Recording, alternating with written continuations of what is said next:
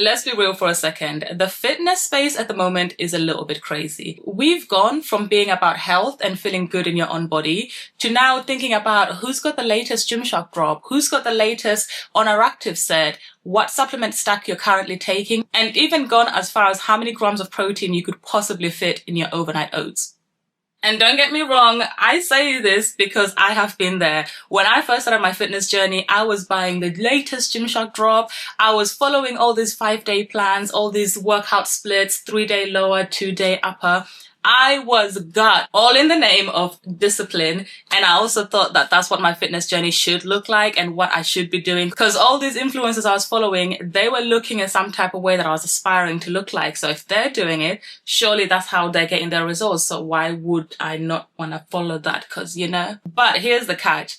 All that pressure you have that you have to train more, do more, even be more, it's exhausting and it can lead to burnout, confusion, financial stress, and even for a lot of people, a life that's not sustainable because these influencers are being paid to advertise to you. They're being paid to just show you these like products that they're taking. More time, they're probably not taking it. And do you remember back when it was, the threat that TikTok was going to be banned in the US, all of these influencers admitted to all of these things that they were sharing with you all, but never took or never did. They'd advertise the workouts you should be doing, but they weren't even doing them themselves. So with that being said, that is why today's video, I will be going through 5 things I don't do anymore as a gym girl, not because I'm lazy or I don't feel motivated to do it or I'm above anything, but mainly because I've learned what actually matters when it comes to seeing results, being consistent, and actually enjoying the process of becoming to whatever goal I'm reaching, or just the process of being and getting there. So if this sounds like something you're interested in, why not stick around by also liking this video already, because I'm pretty sure there's going to be some things you're going to enjoy, subscribing to the channel, and possibly sending it to a friend if this is something they would enjoy watching. But with that being said, let's start off with the first thing I don't do anymore as a gym. So my first thing that I don't do anymore is buy from every single drop. And we'll watch a video real quick. But what I mean by that is that when I first started my fitness journey, I felt the pressure because obviously I was posting videos as well. I was starting my little influencer fitness thing. I don't know. I'm still working it out. But I felt like I couldn't share a video where I was wearing the same thing that I was wearing in the previous video. Like I don't have a washing machine. But I think that all came down to the fact that all these influencers, big GymShark, Honoractive influencers that I follow, they've got closets full of like, you know, outfits. And like, of course they can do that. Don't get me wrong. A full closet of gym outfits, my God. But it was not sustainable for the point of like where I was in my life. I'm a uni student. Why am I buying from every single drop? And don't get me wrong, those prices are not cute either. And let's not get it twisted because nowadays a pair of shorts will set you back like 35, 40 pounds. What's that about? And it's not even the best quality leggings. Do you remember back in the day, because I'd done like athletics and everyone would have those Nike Pro, I'll put it here, but like all the different bands of the Nike Pro compression shorts. I think Nike Pro back in the day ran so that all these gym brands could walk. Because why are you telling me I need to have all the different colors of the same shorts? What was new about it? Or even like the same family of colors, but just different shades. And easily accessing platforms like TikTok with TikTok Shop, they're a catalyst for overconsumption. They promote high trend cycles that are encouraging you to buy unnecessary things just because they're trendy. And you do have a washing machine. No one is going to judge you for wearing the same, you know, shorts the next day or the next week. You have a washing machine, you bought those clothes, and you just want to invest in good quality stuff. And the things that I have been doing lately is I've either been buying from Vinted, or I buy like the little t-shirts, the white one, black ones, whatever that I wear in the gym. If you do follow me on socials, I bought those from H&M. They were like £7-8. Like all of the other gym stuff has been with me since 2020. And I think I've bought like 1 or 2 pieces recently, but not in the drops. I've literally just waited, let it go in the sale, or looked online like on Vinted and Depop. And I would recommend that because it's a far more cost-effective way to go about fitness. And even if you do need to get new gym stuff, because I know obviously like sometimes it's the excitement of buying, but what excitement are you going to get when you're looking at your bank statement and you're in overdraft just because you wanted to buy that Honoractive set that cost you £120? But I'm not judging you, it's your money, but I'm just saying like if you are feeling the pressure, like honestly, no one cares what you do. In the gym, no one cares. Like, I could come in a dress for all they cared. I might get a look or two, but no one's gonna come up to me and be like, oh, you wore that dress last week. Oh, you wore those pair of shorts last week. Why are you wearing them again, you know?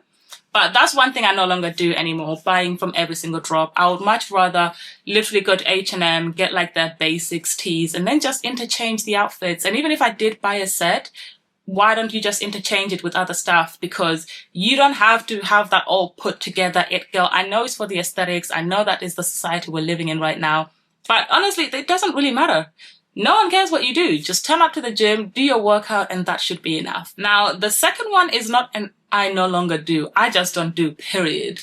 The whole thing of like bulking and then cutting. Like, to me, I'm not a bodybuilder. Why do I need to be doing bulking and then cutting afterwards? I get it if you have specific goals, if you're training for something and you want to be that lean, bin, string, anything. I hear that. Do your thing. But like, as an everyday person that's just trying to stay healthy and fit, I just don't see the point in all that, you know? If you're deciding to bulk or cut, it really comes down to how comfortable you are. First, you don't have to follow bulking or gaining, cutting, or losing phases. I personally enjoy it, and I think it helps you put on some extra muscle, especially if you've been lifting for a while. There's no line of when to bulk or cut for everyone. It's a personal preference, and it comes down to how much excess body fat you are comfortable with. If you feel like you have too much, there's probably no harm in cutting for a little bit, but remember, having some body fat is normal, especially for women. And you don't need abs year round. The idea that you do might have you stuck in a plateau. You can build muscle while at maintenance or in a deficit. It just gets harder the longer you've been lifting, and those extra calories give you good energy to go hard on your training. But you don't need to go too hard with the bulk. A couple extra 100 calories daily will go a long way. So it's up to you. You know what your goals are and don't feel pressured to go either way. Your goals, your relationship with food, and your comfort level are unique to you. And an alternative approach to this, don't get me wrong, I have done a calorie deficit here, there, just to cut a little bit and then just maintain.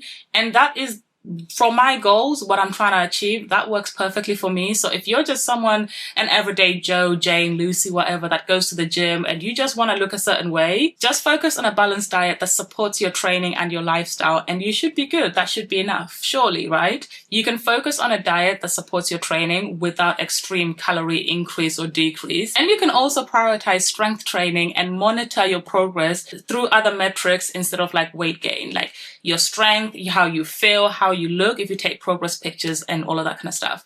But with that being said, if you are trying to do the whole bulk, cut, whatever, do you? I ain't gonna hold you to it. I'm just saying personally, not for me. It's raining outside and it was getting a little bit dark, so I've just switched on the lights. So what can you do when you start filming late in the day when you should have done this after the gym in the morning? But here we are. Moving on to the third thing I no longer do anymore, which I was once obsessed with when I was actually in my hardcore fitness phase, is protein everything. Like, just eat whole foods and you should be fine. Why do we need protein coffee? And there's a couple of videos I want to watch for this. Hey, did you get me yogurt? Yeah, gotcha. Yeah. Oh, I meant the Protein Pro yogurt. Doesn't all yogurt have protein? Yeah, but they gotta make it some with more. Gotta hit that protein count. Dude, do you have any gum? Yeah. Why does it taste like cement? There's 5 grams of protein in there. Why? Come on, Danny. You gotta hit that count. There's protein pasta, protein pancakes, protein Pop-Tarts, protein water. That would just be a protein shake. No, that'd be a protein shake. Dave, help She's me. gone. I ate her. Had to hit that count. Jenny, help. No. Dave.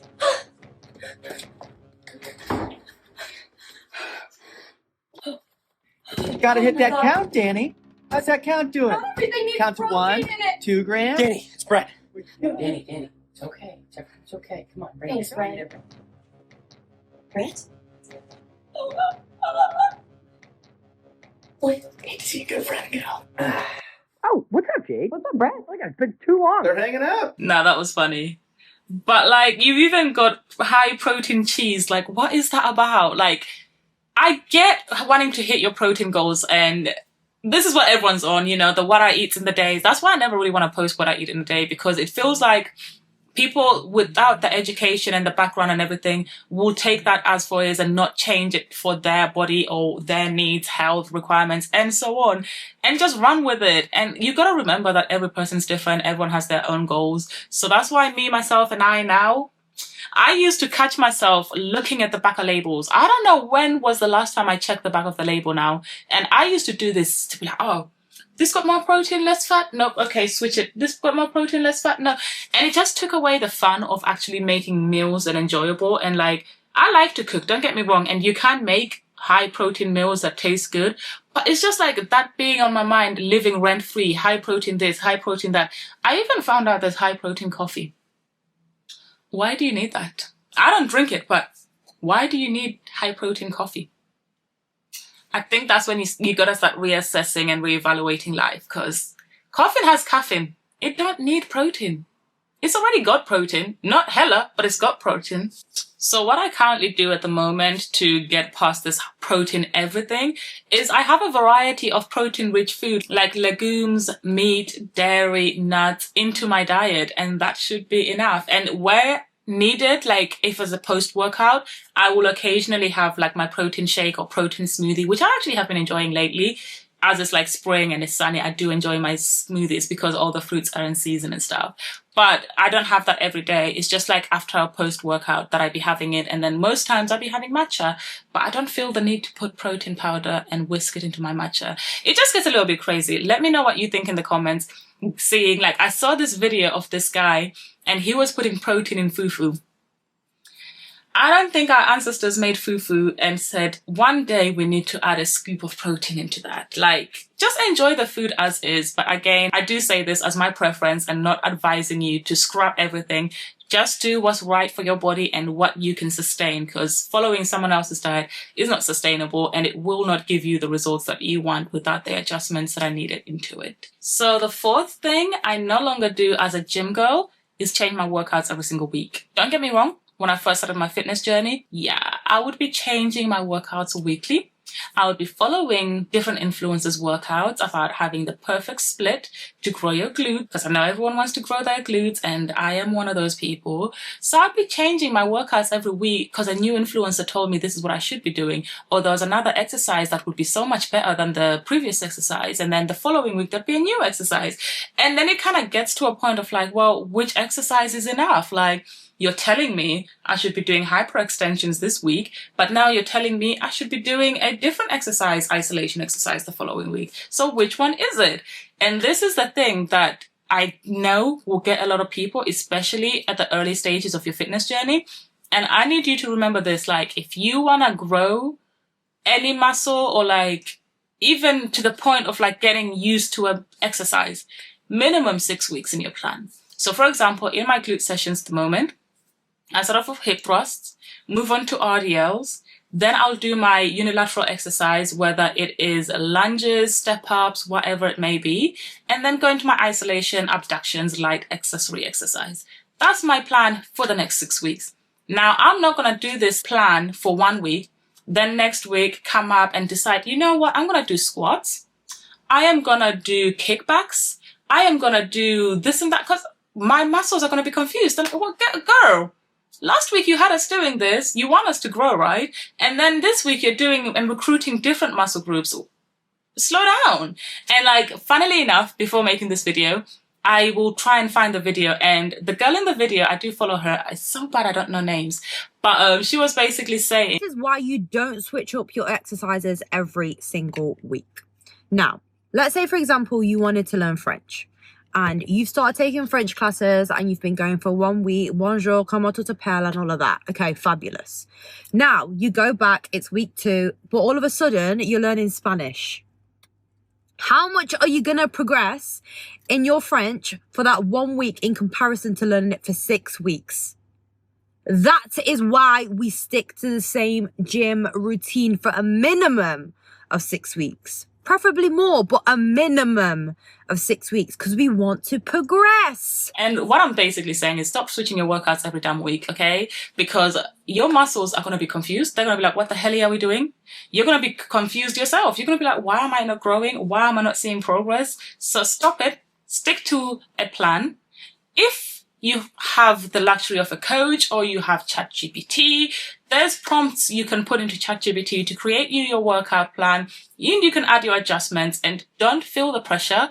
I know everyone has their perfect workout routine, the perfect workout routine for this. And I know I post content online and I have shared my perfect workout routine, But with that being said, take it with a pinch of salt, adjust it to yourself. If you're 5'10", I'm 5'5". If you're 5'10", no reason for you to listen to what I'm telling you. Of course, like the exercises and the fundamentals will obviously translate. But if I'm telling you like, oh, you need to position yourself like this and you're 5'10", longer limbs than me, you might not feel it the same place that I do. So do make those switches where it needs to be. Gosh, my camera battery died and now my camera's overheating. So let's try round it up before it dies once again. But what I was saying is also, alongside doing the same exercises for several weeks to allow your muscles to adapt, you can add a little bit of variety. So halfway through or like on the 6th week, if you're finding like some exercises you're not enjoying, you're not feeling them at the right muscle groups, or like you're just feeling twinges here, there, obviously we don't want anyone to get injured. You can also add variety. So for example, if you're finding that your Bulgarian split squats, you're finding difficulty engaging and the form and locking down on that, why not switch it to step ups? Why not just a little variation of a muscle or exercise that's gonna work the same muscle groups, but is slightly different, just so you don't get fatigued, boredom and everything. And for my last point, I was going back and forth between like the overconsumption of like supplements that you don't really need and training 5 days in the gym, or the perfect workout split with nothing else, just weights. And I think I decided to go with the training in the gym excessively, because when I first started, and again, this is all when I first started, I'd be following these influencers that'd be telling me that I need to be in the gym 5-6 days a week. I should have a day for each muscle group. And to be honest with you, it only dawned on me like the 2nd year in, maybe 1 year in. I was like, I'm not a bodybuilder. Why am I trying to like lift 150 kilogram deadlifts? Why am I out here training my traps? Why am I out here trying to improve? Like, I was just so confused. And that's the moment I was just like, you know what? I have been following someone else's plan thinking this is what I needed. So let's watch a couple of these. So the first one is with Savannah. I don't know how to pronounce her last name. I'm not going to butcher it. I do follow her on TikTok. I do love her videos, to be fair. Somebody called her British because the body tea. I stole that from someone on TikTok. I can't remember. But we like that, right? Yeah. Anyways, I'm getting distracted. Day 3. Day 4, full upper body.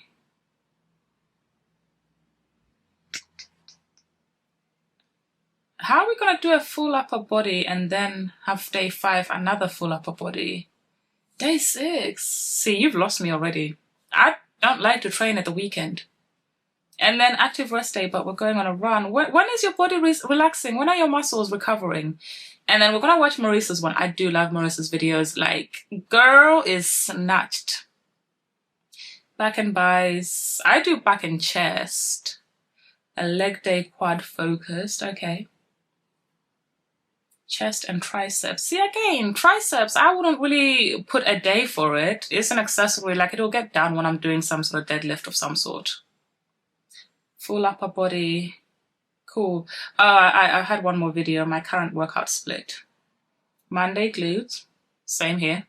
Same girl. Tuesday, back and buys. Tuesday's my back and chest. Which is just one exercise, by the way. Wednesday, quads and hammies. Okay.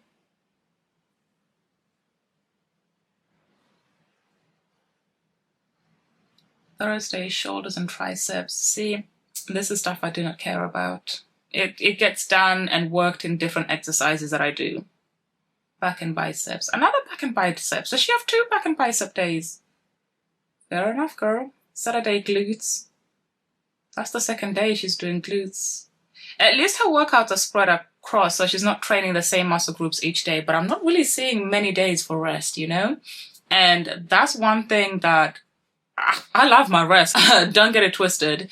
But yeah, like, I just don't see the point in doing that anymore. And I was getting worn out, like going from the gym, going to bed so early to wake up early, kill your body, and then, well, not kill your body, but get the gains, and then go to work and have a full day. I'm sorry.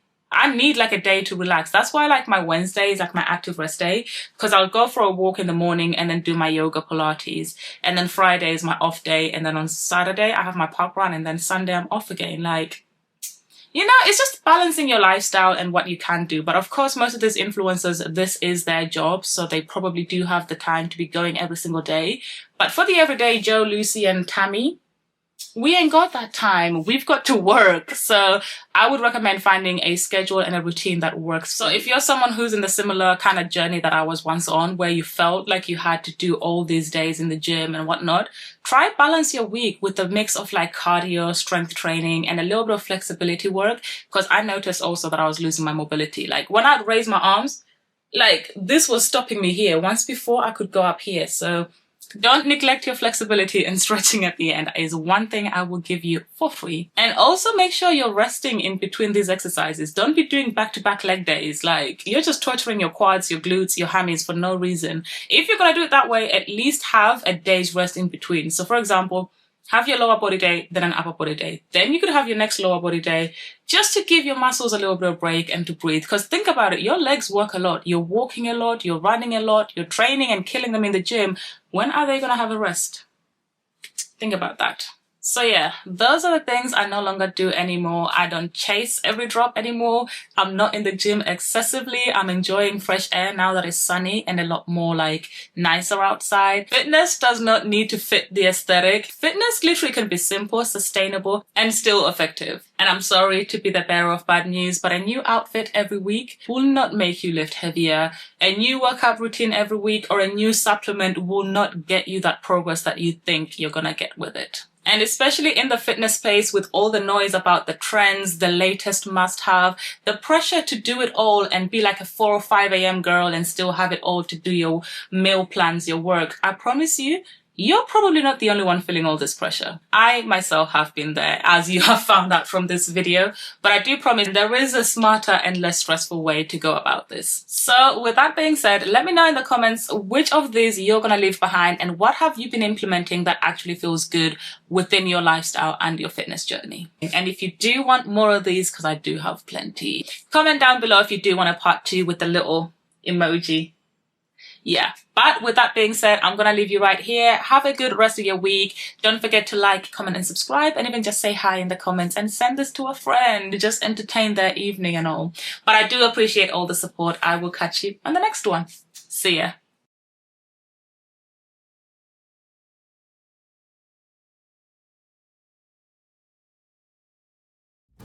It's important to listen to your body. It's important. I don't feel like, and still effective, and still effective. Let me know in the comments.